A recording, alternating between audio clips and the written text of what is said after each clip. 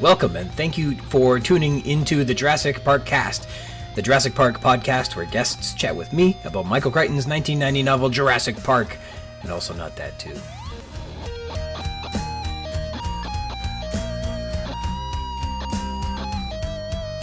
A big shout out to Christoph Oakes of Snail, and a big thank you to him for letting me use his band's music to score this podcast.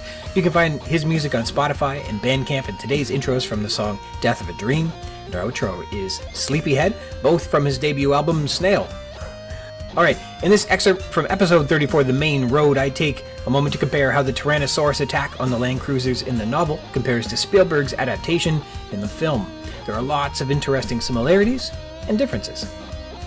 Let's talk about the movie adaptation of this scene in film compared to the novel. So there are some things that both scenes have in common. In the film, Tim plays with the night vision goggles and he thinks they're cool. As well, Gennaro is the film's proxy for Ed Regis in this scene. There's ground-shaking rumble as the Tyrannosaur approaches. That's the same. Tim does look outside to see the Tyrannosaur and its arm touching the unpowered electric fence. The adult riding with the kids swears Jesus over and over again. Going to the bathroom is evoked with the Gennaro and Regis characters. The Tyrannosaur comes through the fencing, that is the same.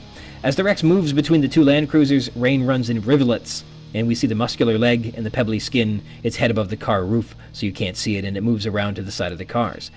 That description in the book is exactly what you see in the movie. That's so cool. Grant offers advice on how to avoid arousing the Rex's attention. The Rex's attention is drawn to the kids' car. Grant and Malcolm appear tense as they stare forward through the windshield.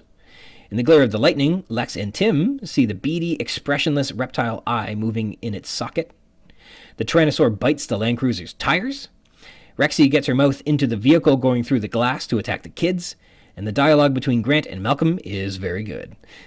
But there are some differences in this scene too. Gennaro rides with the kids, not Regis, who doesn't even exist in the film. There is no dark shape moving swiftly between the cars with a ground-shaking rumble, but that ground-shaking rumble is adapted as the big Rex approaches with that rippling water, right? Tim does look outside to see the Tyrannosaur, but we don't really require the night vision goggles to see what's going on.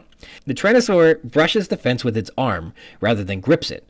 This is an awkward shot of some dinky arm slapping the fence, and it goes to show how challenging it would be for a massive, horizontally imagined Tyrannosaur to grip the fence. I'm like 100% positive there is no way the movie makers could get the Tyrannosaur puppet to do this. The head is way too big, and it's totally in the way.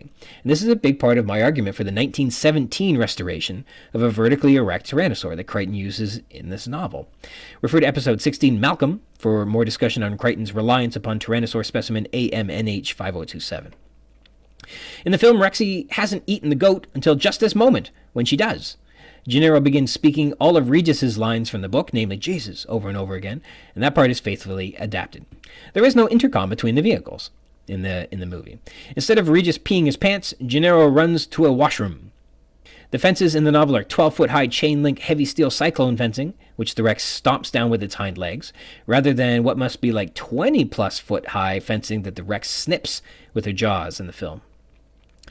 Grant's advice on how to avoid arousing the Rex's attention is related only to Malcolm, and the kids perfectly demonstrate how to do exactly the opposite in the film.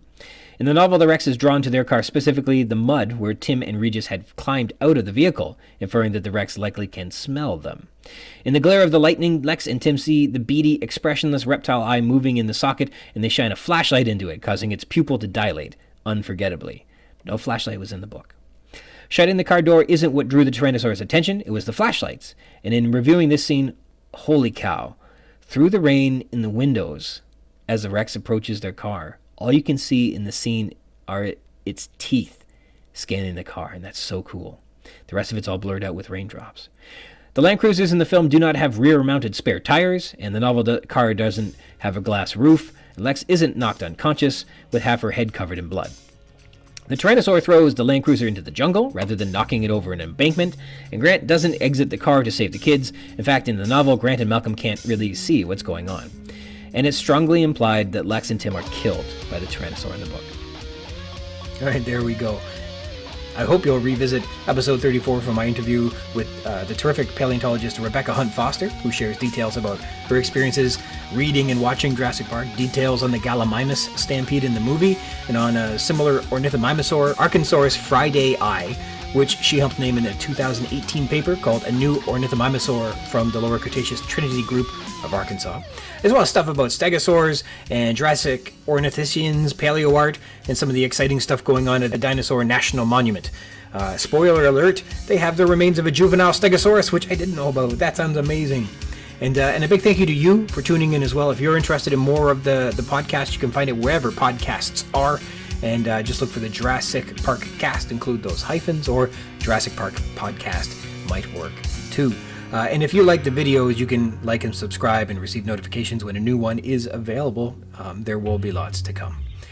Until next time.